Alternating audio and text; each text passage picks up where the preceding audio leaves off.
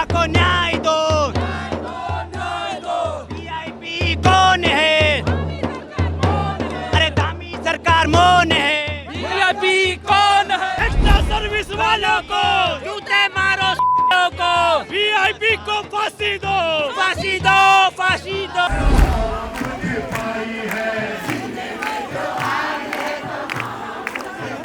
भाई ये तो लंबी लड़ाई है, जीतने के वास्ते मसाल जो जलाई है, जीतने के वास्ते मसाल जो जलाई है, लड़ना है भाई। ये भारतीय जनता पार्टी के पाप का घड़ा भर चुका है। भारतीय जनता पार्टी उत्तराखंड की बेटी के साथ में जो जघन्य अपराध हुआ है, उनके अपराधियों को बचाने का काम कर रही है। कि कैबिनेट मंत्री कह रहे हैं कि सबूत लाओ। अरे भैया, सरकार में बैठ के क्या गुइया छीलोगे?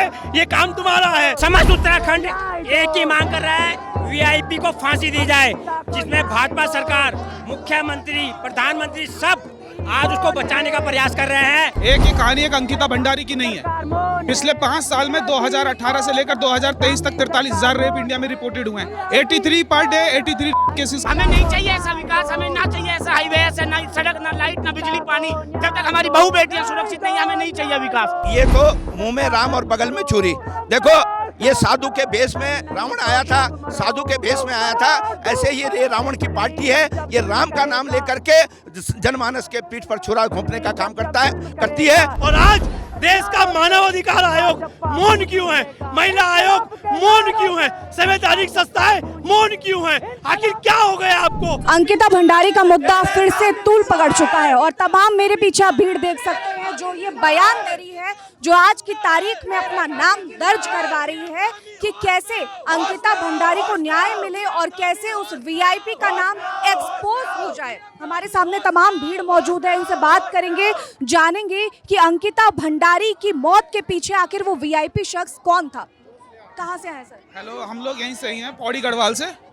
और आज 3 साल बाद अंकिता भंडारी का मुद्दा दोबारा से निकल कर आया है। क्या लगता है वीआईपी है कौन? सबसे पहले देखिए, वीआईपी के बारे में तो सब जानते हैं। आप मीडिया वाले हमसे सवाल कर रहे हैं, आप भी जानते हैं कि वीआईपी कौन है। इस प्रकरण में अभी तक सरकार द्वारा कोई भी सख्त कदम उठाए नहीं गए। हम इसीलिए आज ये सारा का सारा, आप ये देख रहे हैं गैदरिंग, सारा का सारा युवा एक तरफ हो गया है। मतलब ये है कि ये लड़ाई जो है अंत तक अभी ये मेरा सवाल ये है कि युवा जो अभी रोजगार के लिए, विकास के लिए आवाज उठानी चाहिए, वो आज एक पीड़िता मैं कहूंगी, क्योंकि पोस्टमार्टम रिपोर्ट में अभी तक ये संशय नहीं आया था कि रेप है या नहीं है। उन्होंने कहा था रेप भी हो सकता है, लेकिन आज अंकिता हमारे बीच नहीं है, मौत हो चुकी है और आप लोग सब लड़ रहे हैं उसके आरोपी को सजा दिलाने के लिए 3 साल बाद। मैडम ये सुनिए, हम अगर हमारा आप वीडियोस और वो भी देखेंगे तो आपको ये पता लगेगा, एक ये कहानी एक अंकिता भंडारी की नहीं है। पिछले 5 साल में 2018 से लेकर 2023 तक 43,000 रेप इंडिया में रिपोर्टेड हुए हैं। 83 पर डे 83 केसेस का वो आ रहा है कि 83 रेप केस पर डे हो रहे हैं। हम यहाँ पे इसलिए भी आए हैं, आप देखेंगे ये सारे जो युवा आए हैं हमारे साथ, हम सब के सब इसलिए भी आए हैं कि एक सशक्त कानून की मांग करने के लिए, कि गवर्नमेंट को अपने, सरकार को अपने संविधान में एक संशोधन लाना चाहिए महिलाओं के लिए। और इसमें ये सिर्फ हमारी जिम्मेवारी नहीं है, महिलाओं की भी जिम्मेवारी है। और ये एक उत्तराखंड की नहीं, ये पूरे देश की वो है कि आप इस कानून को लाइए। अदरवाइज हम लोगों ने तो निर्भया जो केस हुआ था, उसमें डॉक्टर प्रियंका के रेड्डी के केस में भी हम लोगों ने आंदोलन किया था, पर वो क्या सशक्त कानून बना? आज लोगों के हौसले इतने बुलंद हो चुके हैं कि वो किसी पे, क्योंकि सबको पता है कि वो अपने रसूख और पैसे से जीत जाएंगे। और कोर्ट में सिर्फ तारीख पे तारीख पड़ती है। फर्स्ट सेशन कोर्ट से शुरू होता है, high court first bench, second bench, third bench, फिर सुप्रीम कोर्ट में अपील। जब तक उसका फैसला और न्याय की तारीख आती है, तब तक उस लड़की को मरे हुए बहुत साल हो जाते हैं। और यही हमारे देश के सच। मुद्दा ये भी है कि जिस रिजॉर्ट में अंकिता काम कर रही थी, उसका मालिक बीजेपी से ताल्लुक रखता था।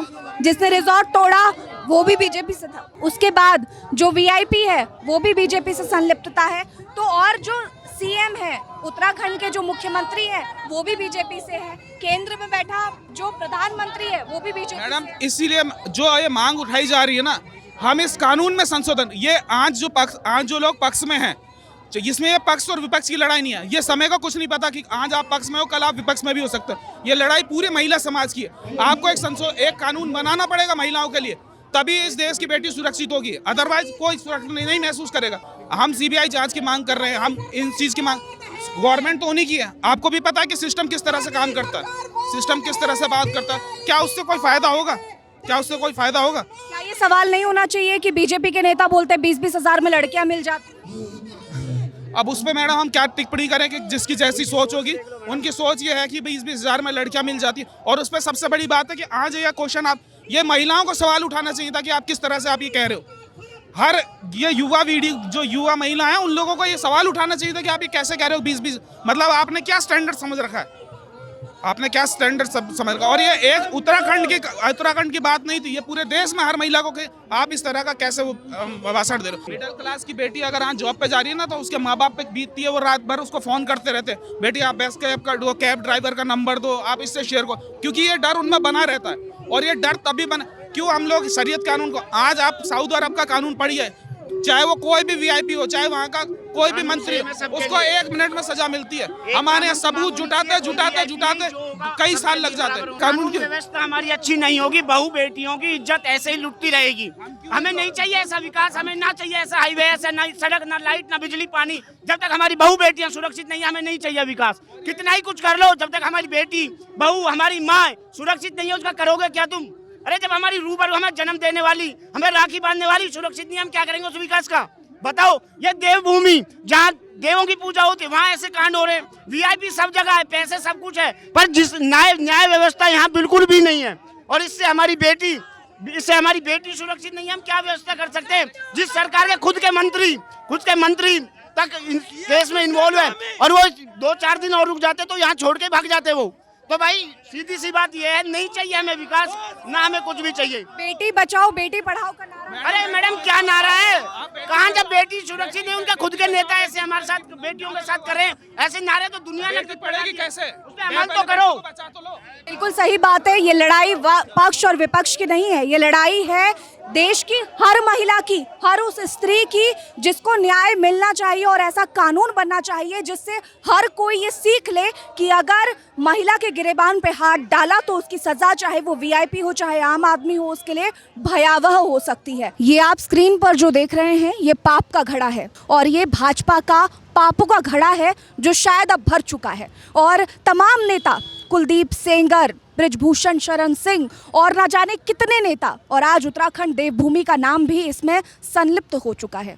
हमारे साथ आज युवा भी मौजूद है, बुजुर्ग भी मौजूद है, तमाम लोग मौजूद हैं जो इस अपील के साथ यहाँ आए हैं कि अंकिता भंडारी को न्याय ज़रूर मिलना चाहिए। कहाँ से हैं सर? मैं देहरादून से हूँ और ये भारतीय जनता पार्टी के पाप का घड़ा भर चुका है। भारतीय जनता पार्टी उत्तराखंड की बेटी के साथ में जो जघन्य अपराध हुआ है उनके अपराधियों को बचाने का काम कर रही है।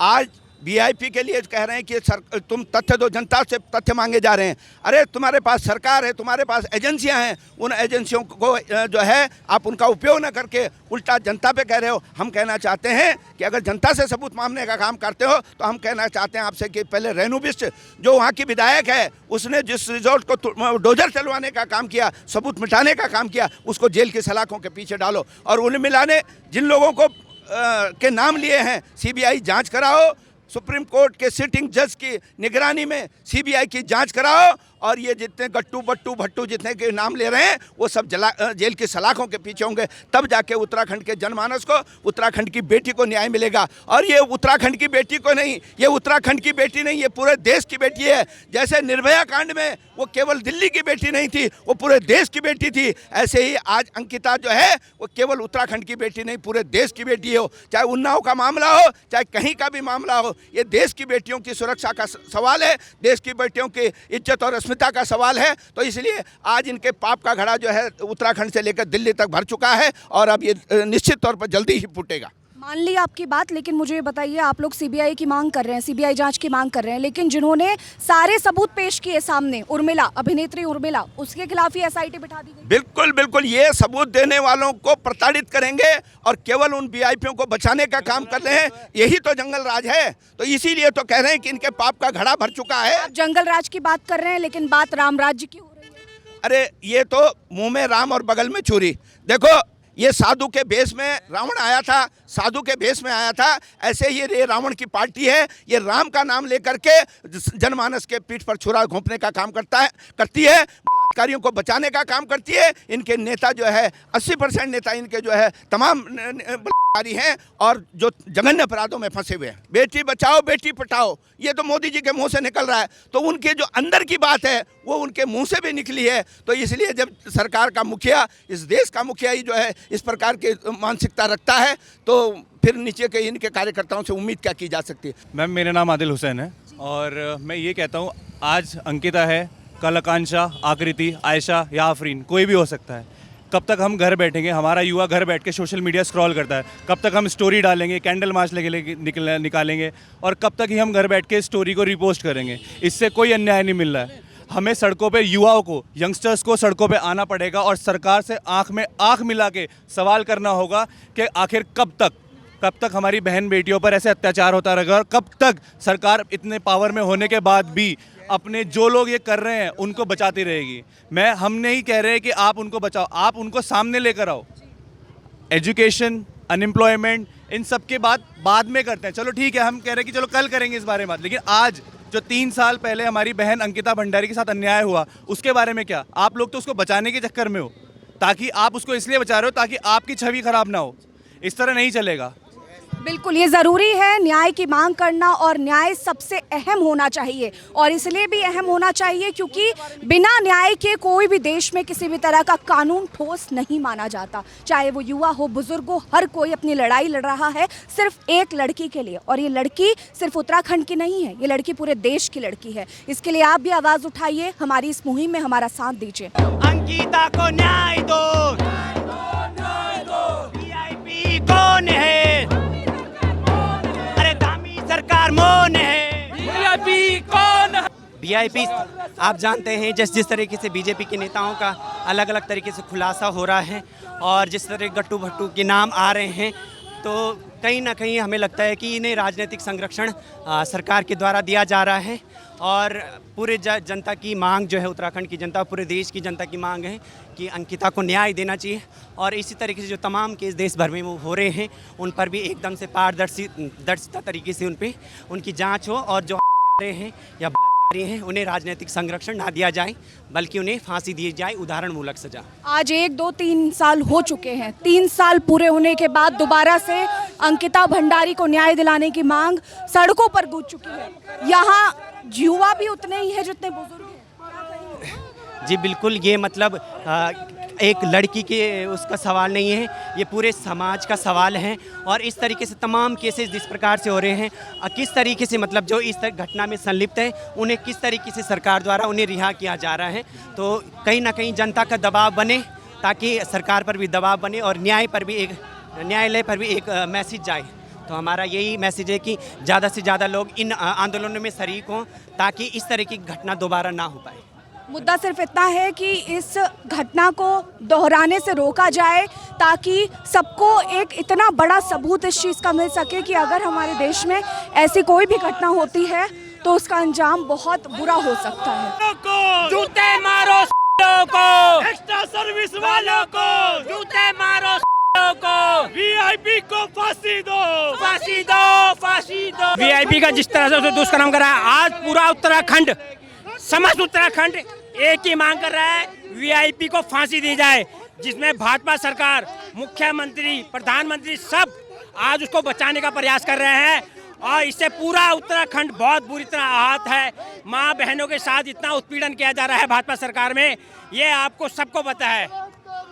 क्या कहते हैं, 3 साल बाद दोबारा अंकिता भंडारी का मुद्दा है, सीबीआई जांच क्यों नहीं हो रही है, क्या लग रहा है? देखिए, इसमें मैं किसी पॉलिटिकल पार्टी ने इसका वो खुलासा नहीं किया, स्वयं इनके पार्टी के लोग इनका खुलासा कर रहे हैं और उन्होंने ही इनका नाम बताया है। ये फिर भी मानने को तैयार नहीं है, कह रहे हैं मानने को तैयार नहीं है। बड़ा दुर्भाग्य है इस प्रदेश का, यहाँ की मातृ शक्तियों का। मैं बहुत दुखी हूँ और ये कहता हूँ कि दुष्यंत कुमार को फांसी होनी चाहिए, इसकी सीबीआई जांच करानी चाहिए और हाई कोर्ट के जज हैं, रिटायर्ड जज, उनकी उपस्थिति में इनकी इंक्वायरी होनी चाहिए। तमाम केस ऐसे हैं जिसमें भारतीय जनता पार्टी के लोग पकड़े गए हैं। इनका दुग्ध संघ का अध्यक्ष मुकेश वोरा, इनका सिद्धार्थगंज का मंडल अध्यक्ष, इनका हरिद्वार का मंडल अध्यक्ष, इनका दुष्यंत गौतम, इनका सुरेश राठौर, और ये हम खुद नहीं कह रहे हैं, ये खुद भारतीय जनता पार्टी के पूर्व विधायक और उनकी पत्नी दुष्यंत गौतम जी का नाम ले रही है। इससे पहले भी अंकिता भंडारी जी की माता ने पौड़ी के डीएम को लिखकर संगठन महामंत्री के नाम को उजागर किया था, पर उसके बावजूद भी इतनी बेशरम सरकार है सत्ता में बैठी हुई कि वो बहन अंकिता को न्याय देने में नाकाम है। और उससे भी शर्म की बात यह है कि कैबिनेट मंत्री कह रहे हैं कि सबूत लाओ। अरे भैया, सरकार में बैठ के क्या गुइयां छीलोगे?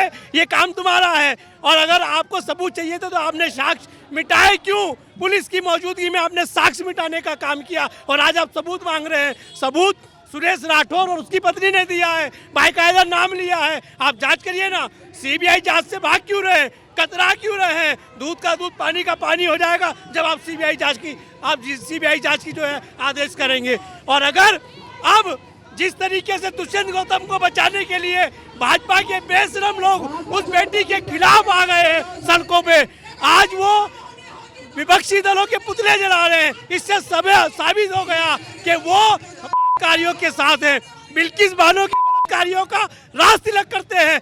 हमारी बहन बेटी जिसका कटुआ में रेप होता है उसके लिए मसाल जुलूस निकालते हैं। उन्नाव की बेटी के अपराधी को कोर्ट से सजा होने के बाद उसे बचा लेती है भाजपा। तो इससे साबित होता है कि भारतीय जनता पार्टी है। ये बताइए, भारतीय जनता पार्टी की तरफ से बहुत सारे मंत्री बोलते हैं कि लड़कियां 20-20 हजार रुपए में मिल जाती हैं। निश्चित तौर पे कितना शर्मसार करने वाला। और मैं कह रहा हूँ वो बिहार जो मोदी जी की मां को गाली देने पर बंद हो जाता है। आज रेखा आर्या जो कैबिनेट मंत्री हैं, उनके पति कह रहे हैं कि 20-25 हजार में लड़कियां मिल जाती है। कितने शर्म की बात है। यानी रेखा आर्या का पति क्या यही काम करता है नेताओं के लिए? क्या इसीलिए रेखा आर्या कैबिनेट मंत्री बनी? उन्हें लड़कियां सप्लाई करी।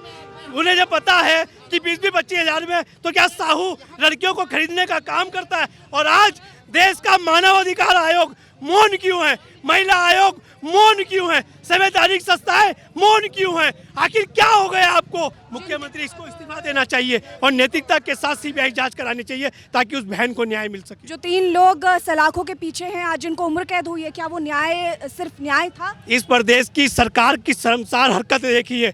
जिस दिन उनको उम्र कैद की सजा होती है उसके बाद उसमें 2 साल का जो सजा है वो कम कर देते हैं कैबिनेट में प्रस्ताव लाकर। ये तो अपराधियों का कार्यों का रास तिलक करने वाले लोग हैं। भारतीय जनता पार्टी के लोग आज उस बहन के साथ भी अन्याय कर रहे हैं। पर उत्तराखंड का आम जनमानस, और मैं मोदी जी से कहना चाहता हूं, जिस प्रदेश को आपने अपने चुनाव की प्रयोगशाला बनाया है, आज आप मौन क्यों हैं? वोट मांगने आते हैं, अब की बार वोट नहीं जूते मिलेंगे इस प्रदेश से। की बार भाजपा की सरकार उत्तराखंड में रिपीट होना शायद नामुमकिन सा लग रहा है, क्योंकि उत्तराखंड में जिस तरह का प्रदर्शन है, जिस तरह की भीड़ हमने देखी, वो शायद इतिहास में इससे पहले कभी नहीं हुआ। और इतिहास इस बात का गवाह है कि ये भीड़, ये जनसैलाब सिर्फ एक बेटी के लिए नहीं है, ये देश की उस बेटी के लिए है जिसको न्याय आज 3 सालों बाद भी नहीं मिला। हमारे साथ जुड़े रहिए, हमारे को सपोर्ट करिए, अंकिता भंडारी के इस बड़े प्रदर्शन का हिस्सा आप भी बनिए। नमस्कार। आप देख रहे हैं नेट्रिक न्यूज, साहस सच कहने का।